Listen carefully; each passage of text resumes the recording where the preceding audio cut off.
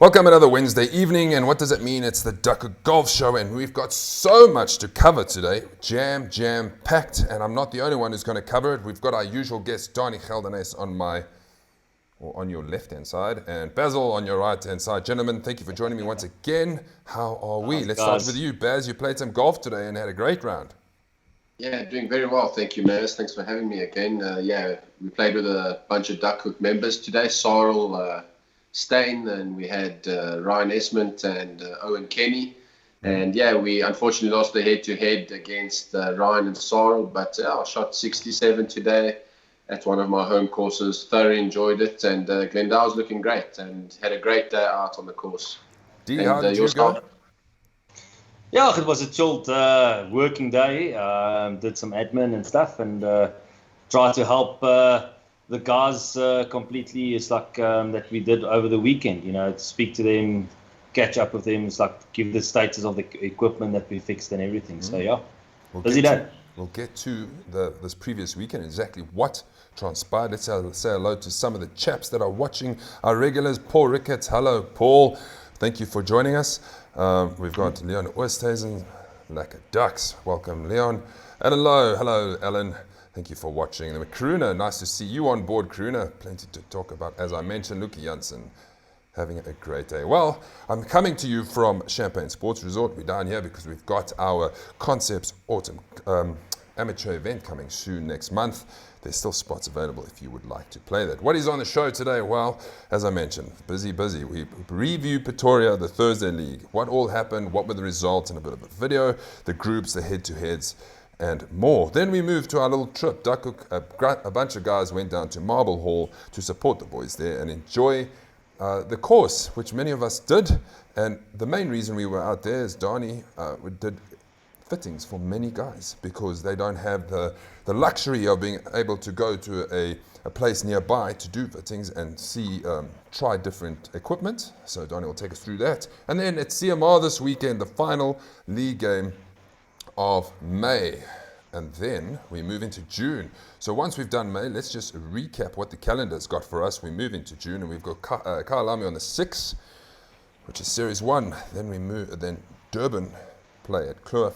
Then the Thursday series will be in Benoni Country Club, and then Sunday is at Reading. It's going to be colder in June, that is for sure. Then in July, plenty to look forward to. We start July with the Duckhook Open at Ibotsi, then Series 1 at Wingate, and then Durban play at St. BT, Thursday series at Woodhill, and then we at Danefern on the 18th. So plenty golf to look forward to, and as you've noticed, we move around the whole of Gauteng. Right, let's get to Pretoria Country Club. This was the results from Pretoria Country Club, if you did not know. Bobby van der Spey taking it on +2 over Paul Ricketts, just beating him on the front 9 count back. Paul Vickery, apologies.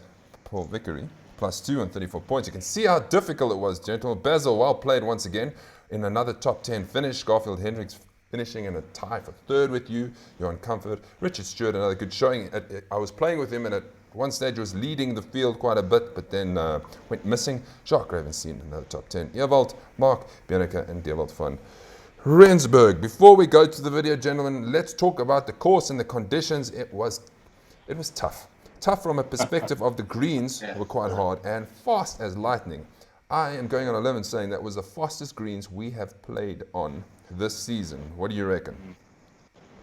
Yeah, I can. If I can just add to that, I've played numerous amounts of golf clubs all over the country and most parts of Africa, and the best greens I've played on is Royal Harare in Zimbabwe, and PCC I think has just topped that off. We can give a round of applause to the greenskeepers at PCC for what they are doing there. It's the most incredible greens I've putted in a long time, and playing it for the first time, it was a bit difficult, but I thoroughly enjoyed it. And we also had our team match play against Hano and Fats, Ruben and myself, and it was a highly dedicated round of golf, and the pressure was on constantly.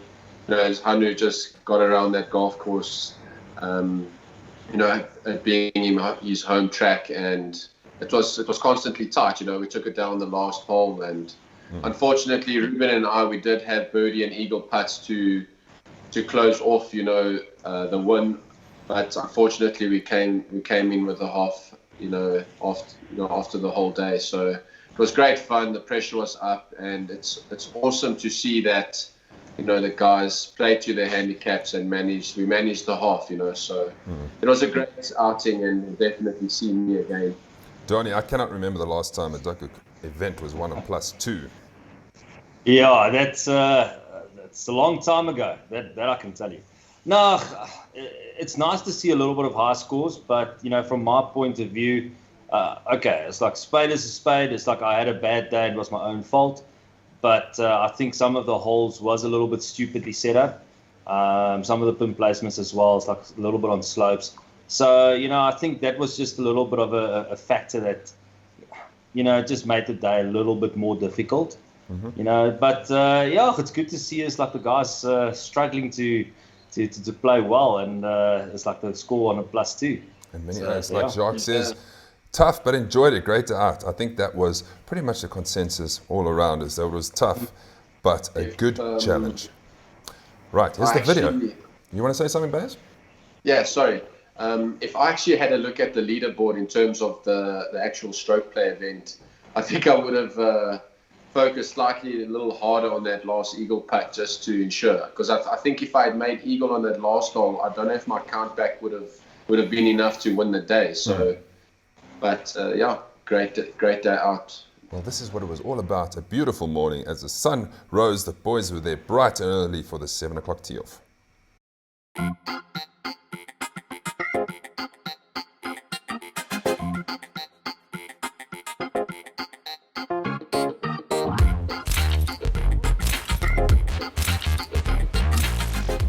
Never played here. I've driven past here a few times. Always looked good. Always wanted to play it, but never got the chance. What have you heard? Good stuff. I haven't heard anything bad about it. Tight, fast greens. So I'm looking forward to it. It's got a few trees as well. Thursday series, the first one wasn't a good one, but at the moment I think I can still come through. Lots of golf today. Yeah, still a lot of golf.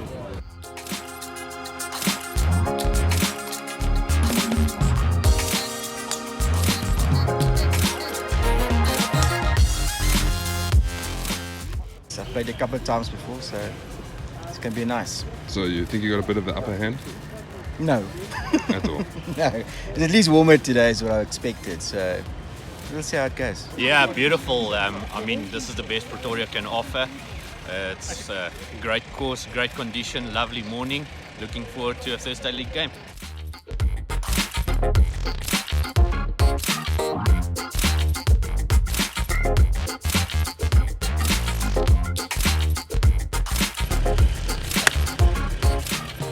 Bit stiff, bit cold, pull it, members bounce.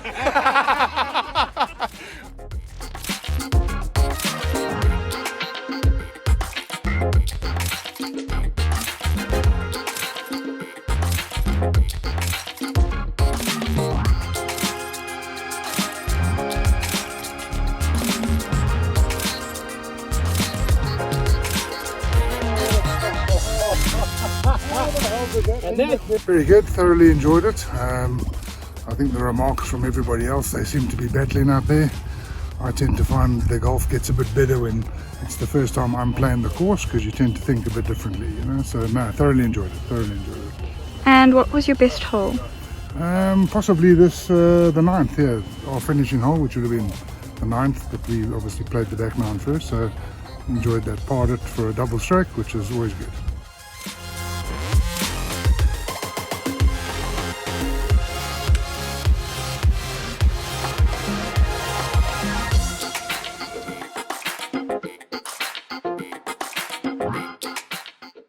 Yeah, no, I had a nice big drive of 6 iron in, and it just rolled and rolled and got close to the pin.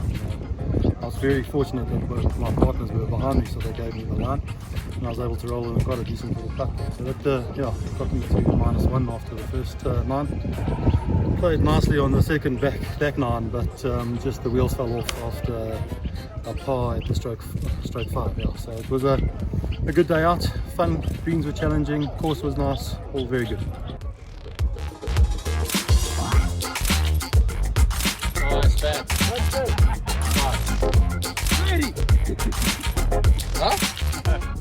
Tied third, happy with your game today? Not at all. I struggled the first 9. It's my first time here. Different course, greens are lightning fast, so I had to adjust. Took me long to adjust to the greens, but back 9, everything came together. Yeah, shot 71 today. Left a few out there, to be quite honest, but it was an outstanding time, and the pressure was on all the time. There was no weaknesses. This course brings your weaknesses out, and everything was good. Had a good time. Good victory on the Duckhook tour. Yes. How are you feeling? Well, great, because it's a victory, man. Talk us through it. All right. Pretoria Country Club. Difficult course. I come from here, so luckily the greens are lightning fast. So I just chip short, putt short, drain down to the hole. I don't know, I was just lucky. Were you surprised to win on +2? I was. I came in, I was actually behind, and I'm like, you know what? Love Duckhook, love the challenge, and I won. And there you have it. Well done, Bobby, on +2. Let's have a look at his scorecard straight up and see how he managed to win it. Front 9, I actually cannot remember which 9. No, he started on the first, yes. A bit of a hiccup on 2, 3, and 4, but then pulled it back with a 4-hole stretch of par, birdie to make 18 points on the front 9. Going out, he on the par 4 10th, made a double, dropping back to +1, and then a host of 2-pointers, 11, 12, 13, 14, and then 2 drops again. But then pulled it back with an all-important par on the 18th to come in and set a +2 clubhouse lead. I can tell you one thing, the person that was tied with him, I was chatting to him today, Mr. Paul Vickery, and he was already back at the office. They had to have to complete some project of theirs, and they were busy watching the live scoring to see what was happening, because all of a sudden the field started coming back towards them, and then the phone call went, who won? And unfortunately, Paul did not make it, but he told me a story, Donnie. Yeah, no, unfortunately for him, he started on the back 9. So hole number 8 was his second last hole. And, unfortunately, it's like he hit a good shot on the hole, but it just actually ran through the green. And from there, it's like he struggled to up and down for a 5. If he made a 5 for 1, it would have been his first victory on the Duckhook tour, and unfortunately, he blew the hole out. So... but it's nice to see, it's like Paul came sort of back end of last year for a fitting, and he was struggling with his golf, and you can see he's starting to enjoy it. It's like I heard via the grapevine he played golf with you today, and he's hitting the ball longer, and he played an awesome round today. So yeah, it's good on him. Really, really good. It's nice to see when they do improve. Okay, let's go through the nitty-gritty that we normally have. The pins. Who won the pins on the day? The par 4 second was Jason Ivans. Well done, Jason, winning himself 2 sleeve of golf balls, which I'm sure he'll give to his father, Eddie. Par 3 8th went to Shandon Schaefer, winning himself a fitness session at EMS Health and Fitness Studio. And the par 3 14th, a concepts voucher, went to Gerard Gabber. Well done to these gentlemen. Then, the winning team on the day. This is back on the scorecard. Here we go. Who won it? Well, on 81 points, 9 under. There we go. Simon Mayer +6. Paul Vickery +8. Oh, that would be +2. I don't think these scores are correct here at the bottom. My little assistant has not updated everything. At least the face is all right, so ignore. Simon is the only one right on +6. Then it would be +2, and then I'm not too sure of the other one. So, but Maz, just one interesting fact is that winning 4-ball. None of them played PCC before our round. That is a great. So that's I think those guys can take their caps off and give themselves a hand of That is a applause good achievement. Basil, take us through the winners of the virtual featured groups. Oh, perfect. So Group A, for those of you that picked Garfield, well done. It was unexpected in that group. And for those who voted for me, Group B, I love you boys. Keep voting. As you know, I always back you guys. Always got Donnie, Hanu, Ryan, and Jason on the edge. And at the Group C, we got Simon Mayer that just keeps playing consistent, unfortunately beating Ronnie, Mark, Kero, and Leon Duplessis, our past champion. Paul Ricketts was playing with Paul Vickery, and he detests to it. He hit the middle of the green and rolled into the brook. Very unlucky. So it could have gone a different way, but that's the way golf is. It all comes down to one shot. Let's have a look at the head-to-heads, everybody. Team Red absolutely annihilated the blue team. Absolutely. 8.5 to 1.5. So well done, Captain Ryan Jensen, tying with your counterpart, Andre Kotzer. But then as we go through it, Sepp Robertson winning against Lukey. Robert Michael hammering Kevin Ho. Clint Brothers and Carl van der Meulen taking another tie. Koenraad Pretoria is beating Dean Bester. Frikkie and myself also tying a couple of ties here, gents. Fats beating Louis Gerber. Sure, that plus 18 from Louis Gerber is unbelievable. It was a long day from Louis. Yeah, shame, man. He was not enjoying himself. Shame. Hans Herman plus 14, beating Peter Prinsley. Also came off and he said if this is not on the calendar next time, he won't complain. Tony Free plus 9, and then Paul Ricketts plus 7, winning over Ruben Swartz. Whoever owes whoever head-to-head drinks, there we go. So what does this all mean after 5 Thursday series events? What does the standings look like? Well, Simon and Andre continue to hold the tied first position because they both shot 30 points. Donnie, you did not move, so I think this would have been your worst score falling out, so you don't have any room for error anymore. Richard Stewart doesn't move, but he gets joined by Bobby van der Span, 135 points, with Carl van der Meulen in 6th place. I've dropped from tied 4th to 7th. Also, I fought. Frikkie Barnard doesn't move. Kevin O moves, also stays started 8th. And Jock Gravenstein moves into the top 10 to round up the Thursday series. The winner of the Thursday series wins a year's supply of Strixon golf balls of their choice, which is a fantastic prize. So that is that. Next up on the Thursday series is Benoni. That will be interesting. Bring your warm jackets because teeing off at 7 in the morning might be cold, but it's only 2 months that we have to deal with it. Right, Donnie, we went to Marble Hall. Tell us why we went to Marble Hall. Baz, you were also there. Yeah, had a fantastic time. So the Marble Hall weekend started out with me and Ewald talking about going up there, doing a couple of fitting days, for his members at the club. As it's like they don't get anything like that sort up there. For them it's almost like an hour and a half, 2 hours drive, to respective pro shops or golfers clubs up here in Pretoria and Johannesburg. So that's how everything started. So we had 3 good days of fittings. It's like all the fitting slots were booked out, which was brilliant, from their side. Well done to Ewald. Also, it's like getting the guys to commit to them. Mm-hmm. But overall, it was 3 days of good interaction with customers. Just again seeing that, the guys, when they buy equipment, they're just not educated, not asking the right questions. It's like from lie angles to grip thickness to lengths of shafts. It's scary to see that the guys are just getting sort of steered in a direction where they buy equipment and it's not suited for them. And this last weekend was just another testament to that.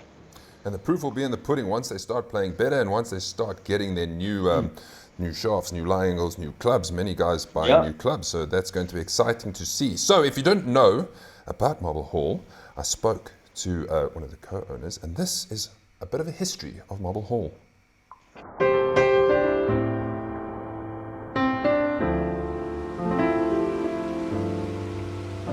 The golf course we started already and developing in 2008, which took us a very long time because in 2008 it was a world recession, and then actually for a few years we had a total standstill. And in 2017, 16, we said, listen, let's take this golf course and at least give the community back the golf course.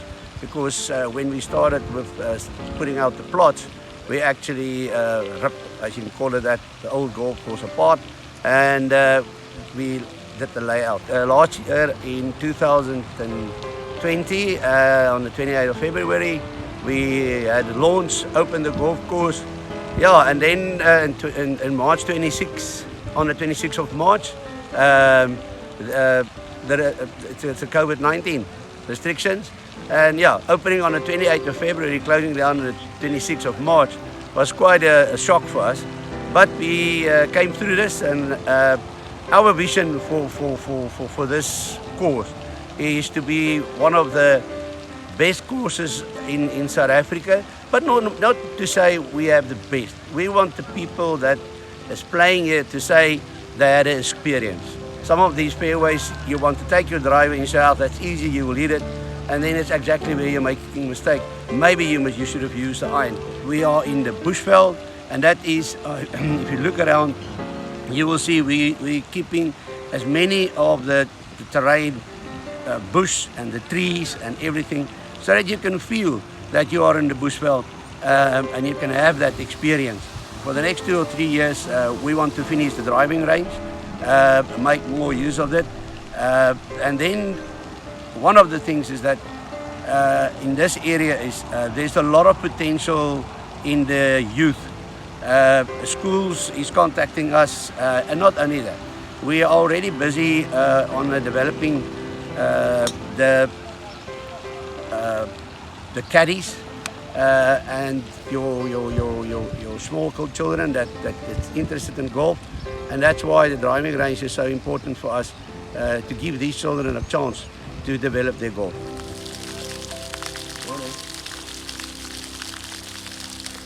An absolute little gem in Limpopo. As you can see from the shots, they're a very picturesque course. It is a 9-hole course. They're going to expand, but a great course to play twice, may I add. And before, Basil, you say something, I want to say hello to Colleen Fourie from Marble, who is watching. Colleen Fourie says, great. Paul says to Colleen, great little track. And then Colleen says, you should visit again. Very good. Louis Jensen. The bunkers were better than some of the courses in Joburg and Pretoria. That I can attest to. Baz, you wanted to say something? Yeah, Maz, I just would like to thank Ewald van Beek for arranging this amazing weekend away.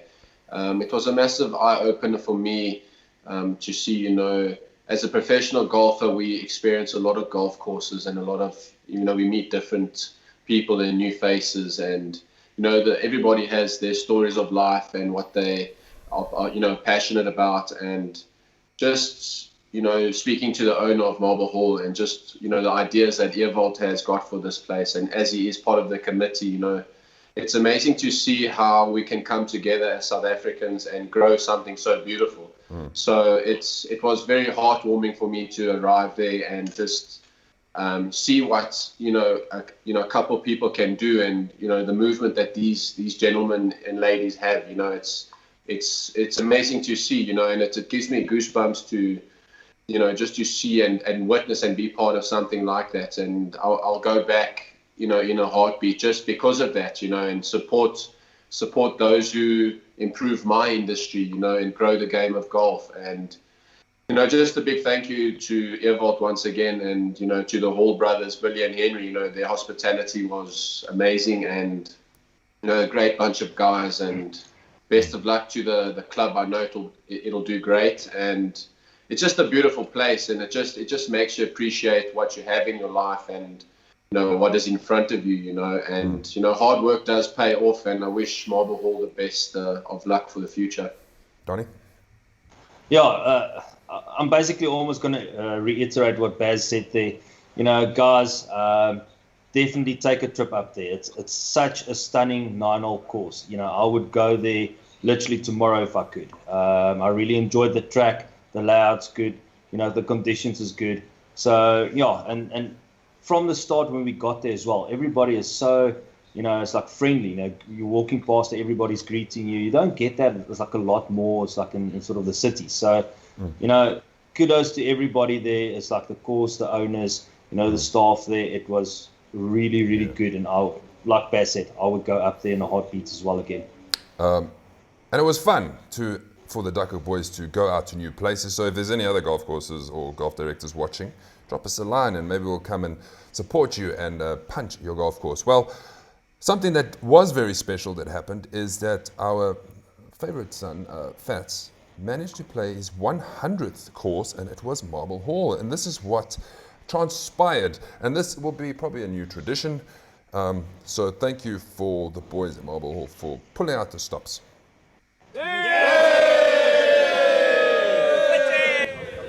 That's a big milestone in any golfer's career, and that is reaching 100 golf courses, which you are doing today at Marble Hall. Talk us through it. Yeah, Maz, thanks. It is quite a big moment. I started making my list about 8 years ago, recapping all the courses I've played during my life. So yeah, then I added Heron Banks and South Downs, so I'm on 99. And I don't think I could have asked for a better place to be at for my 100th golf course with all the Duckhook lads on a mini tour as well. So really looking forward to it. Course looks amazing, a little gem. So it's lekker to celebrate the 100th with a few guys. Congratulations, Fats, and I can tell you his 101 is going to be Leopard Creek. There's nothing wrong with that. Let me tell you what my 100th course is. Soweto Country Club, believe it or not. Gentlemen, I'm sure that you guys have played 100. Yeah, no, sorry, Baz. Yeah, no, I have.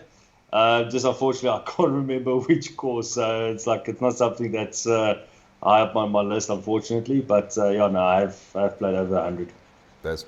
Yeah, so I've stopped counting. I don't want to be braggy about it, but I think I'm over the 200 mark. But just to get back to Soweto Country Club, Maz, it's gonna surprise you, bud.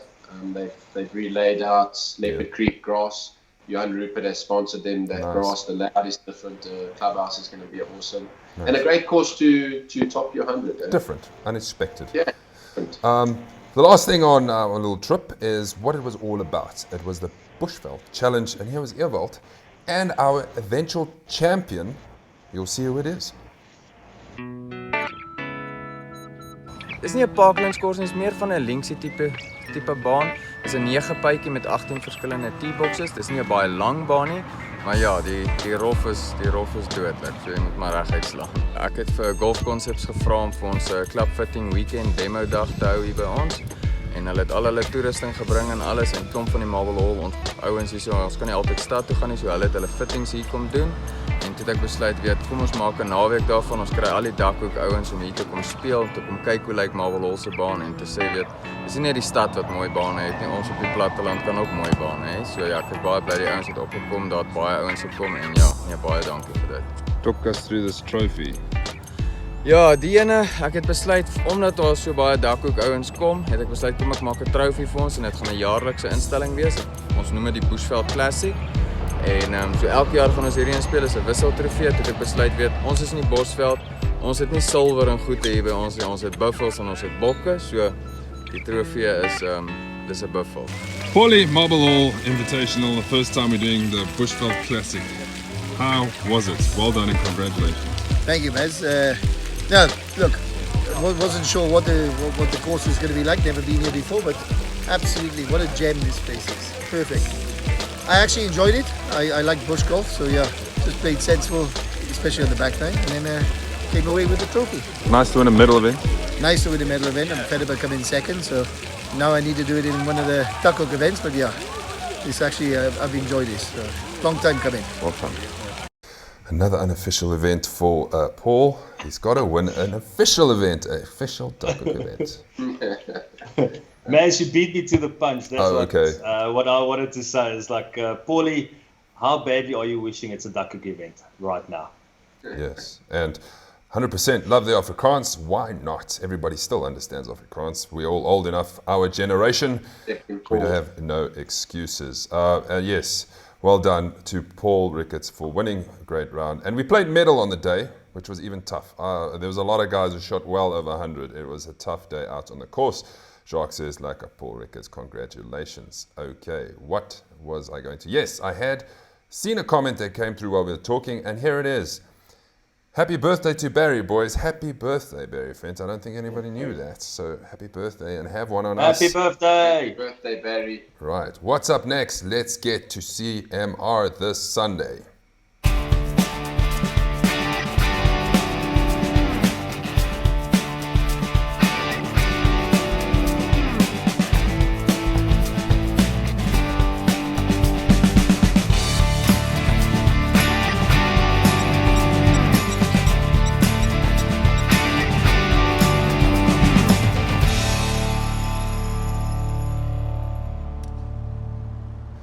there we have it, CMR. What do we look forward to going into CMR? Basil's going to take us all through it. He played a qualifying event for the SA Open 2 years ago and shot the absolute lights out, so he knows the course and he will be able to guide you through it.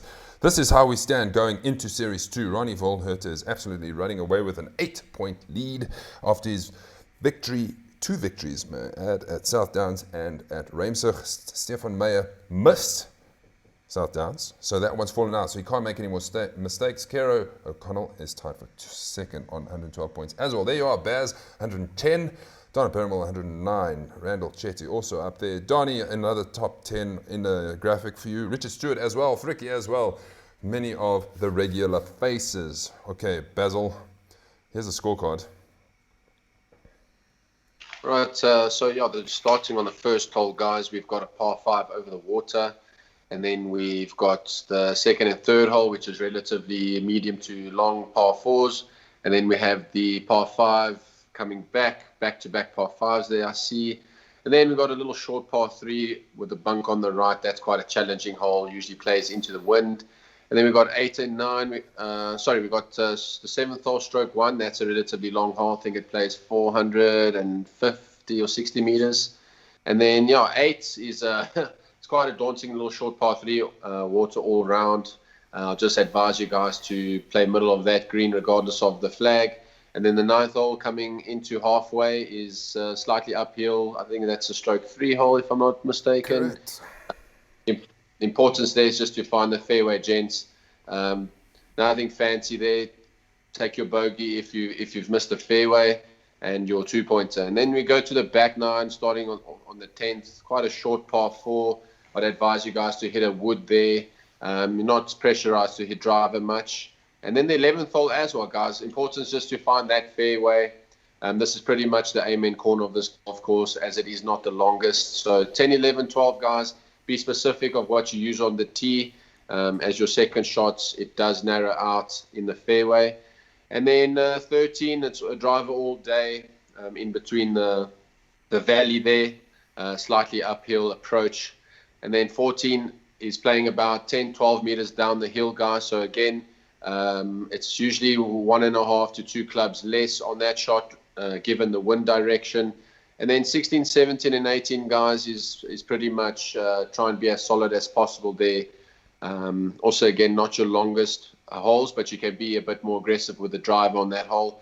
And then the 18th hole is probably one of the nicest tee shots in the West Rand. It's a par 5 down the hill. Quite a tight tee shot, having the tall gum trees on the left and right, and then your landing zone, there is a bit of water. So be specific there, guys. It is a 3-shotter, given if the wind is into you. But guys, don't be scared to lay up there and feel pressure to go into 2. Your scoring game will be a lot better if you hit it in 3, as the greens do spin a bit. If you did notice, there's 5 par 5s on the front 9 and only 1, which is the 18th on the back 9. Not a terribly long course, so you can go under. I think Monet says here, the win on -8, easy course. That is absolutely possible. If somebody out of the 88 players has a great day, we could see a very, very low score. Donnie, you played there with me. We have done featured holes, which we'll get to. Yeah. Give the guys one tip on how to play CMR.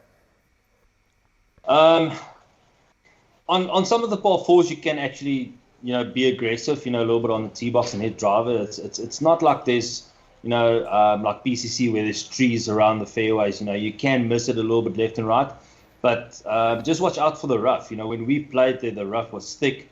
It's like it was quite tough to get out of there. So, try and hit the fairways as best as possible. Yep, agreed. Yeah, course management really.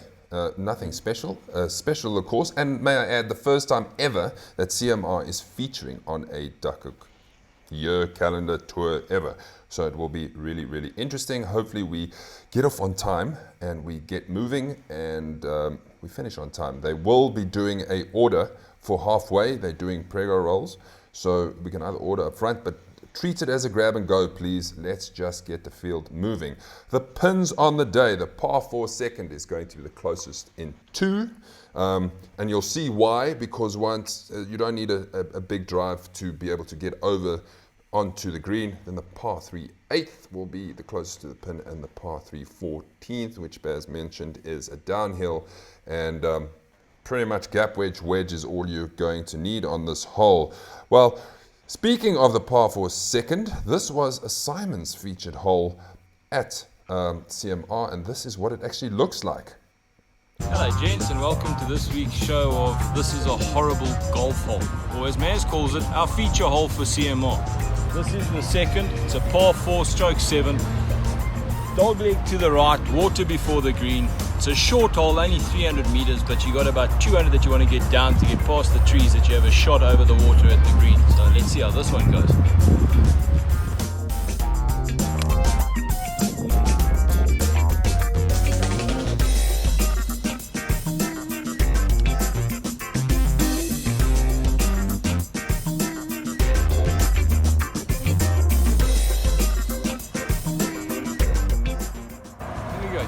Irons and 2 putts and you get a 4. Nothing wrong with that. Very legitimate 4. That's exactly how he played that hole. Straight down, got it over, 2 putts, was in. So not really a very difficult hole. Yes. One of the pins, close to the pins, as we mentioned, was the par 3 14th. Len played this hole, and this is what the par 3 14th looks like. So we have the 14th hole, which is a par 3. It's also the stroke 18, so theoretically easiest hole in the course. Today playing only 117, but if you miss a green, you're going to get punished. So let's try and get a good shot.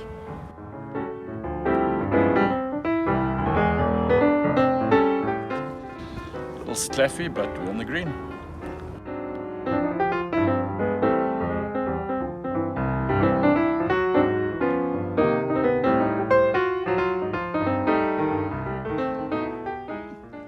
Boys making this look very, very easy. Peter Zakaria, thanks for watching. He says, not well known, but a little gem of a course. Some of the best greens in Joburg. So we have some good greens once again to look forward to. Yep, no, definitely. No, but obviously it's like our last featured hole. It's like, as Basil mentioned earlier, the 18th. You know, that's my featured hole also on the day. It's like, what a great tee shot, and let's see what happens. My featured hole here at CMR is hole number 18. It's a stroke 12, 498 meter par 5. As you can see behind me, it's a very tricky tee shot. You have to thread it through the gate here with a couple of big trees on both sides. You've got out of bounds right and a little dam on the left. So it's pin placement with your driver is going to be key here. So let's see how it goes.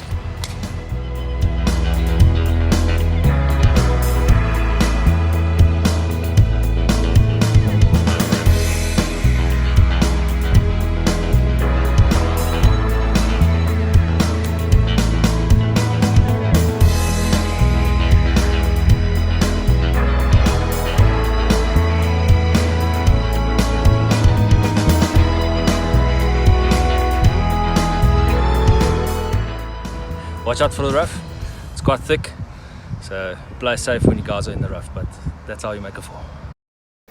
Easy birdie. Yeah. Really, really easy. But you smashed that drive out of the whole day. You absolutely hammered that one. Yeah, no, definitely. But just to come back to my comments there, it's like I think I took an extra club, on that approach, and I just trickled into that bunker there. So it's like it's all depending on how the rough is looking on Sunday. But if it's anything like on the day, it's going to be a struggle. The boys are going to help me go through the featured groups for CMR. Here we go. Donnie, you can start with Group A and B, and gents, drop who you think you're going to win. Yeah. So we've got Paul Ricketts and Pranay, Peter, Paul Vickery, and Peter Zakaria. So it's going to be interesting. The 2 Pauls going head to head. I would like to see a B on that. All the P's. P's. Takes that one. And Group B? So we've got Graham, Richard, Lyle, Brighton, and Vickers. So I think Richard is a good one to watch out on that group. Yes, Vickers. But Brayton's also quite steady when he gets onto form. Baz, take us through Group C and D. Cool. So we got in Group C, we've got Gideon Richter, we've got Russell Tandy, Kobus Kuman. It's nice to see Adam Ford back and playing and competing, and we've got Jamie Sherry. I think I'm going to pick for some reason, I feel Jamie's going to compete. And if Kobus finds a few fairways come Sunday, I think he's also found a bit of form. So those are my 2 picks for Group C. And then Group D, we got Jock Gravenstein, Jan van Aarde, Donna Perimal, Morneo Kelly, and Ronnie Volherter. It's tough not to back Ronnie. I think Ronnie's definitely our Rory McIlroy of the Duckhook League. So my money's on Ronnie for this come Sunday, gents. Can Ronnie win another one? I think that is the big question, but his handicap is going to probably be a 6 or 7, which has absolutely come way, way down. So he really, really needs to play well. Hansi Mann says Peter will win Group A, Richard Group B, Gideon Group C, and Ronnie Volherter Group D. Thank you, Hansi, for the predictions. We only have one more thing to do before we say goodbye, and that is the head-to-heads. Here we go. The teams, blue, red versus blue. Dorian Fourie will be the captain, and Simon Mayer will be the captain. Dorian Furrie's team, Shad Rose, Frikkie Steyn, Ryan Jensen, Jan Venter, Kevin Ho, Nicky Vellengoed, Aldo Fourie, Conrad Pretorius, and Tim Garner. And the blue team, who does Simon lead? Steve Saunders, Emil van Wyk, JP Atwood, Jaco Jacobs, which is taking on Jan Venter. I thought that would be apt. Dylan Bowles, Peter van Wyk, Einrich is taking on Boetie, and then Conrad Pretorius Sr. is taking on his son, and then Gerard Sneema is taking on Tim Garner. One thing I do want to remind you of before we say goodbye is that we have started the virtual competition to win your entry into the Duckhook Classic, which will be at Highland Gate on the 6th to the 9th of October. What happens? You pay 300 credits or $300 to enter. You get 9 events starting at CMR to see how many individual Stableford points you can earn, and the winner of this mini log will win his trip to the Classic absolutely free. If you have to work it out, gents, it's almost like 50 Rand a round, or even less, to try and do it. So it's really not overly top expensive. So get involved. It's on the Duckhook app.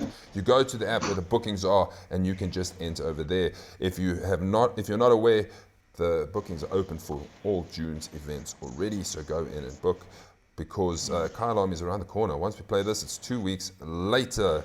I'm just reading the comments here. Frikkie Barnard has jumped in saying, "Lekker boys, looking forward. Hope we have some form going to this weekend." Frikkie always wins something, so anything is possible. And Morneo Kelly is going to say he's going to win Group D. That's it from us, jam-packed. Thank you for everybody. Thank you to Marble Hall once again for hosting us and featuring on our Duckhook show. Yes, bring on Sunday. The player pack goes out tomorrow with the tee sheet and the handicaps, and then we are ready to go. That's it, boys. Wave goodbye. Thank you very much. Cheers, guys.